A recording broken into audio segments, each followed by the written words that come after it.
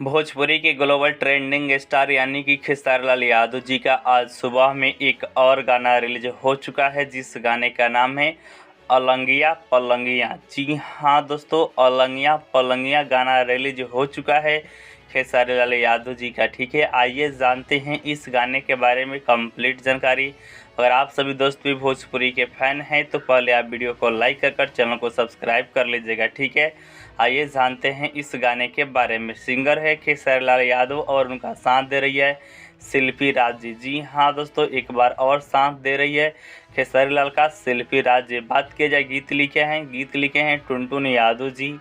Music है आर्या शर्मा जी का। जी हाँ दोस्तों, एक बार फिर से म्यूजिक आर्या शर्मा जी का है। डिजिटल है अशुभ पंत जी, डायरेक्टर है पवन पाल जी का। जी हाँ दोस्तों, डायरेक्टर पवन पाल जी है और इस गाने को आज सुबह में रिलीज किया गया है विंध्याचली फिल्म्स पर। जी हाँ दोस्तों, विंध्याचली फिल्म्स यूट्यूब चैनल पर। ठीक है।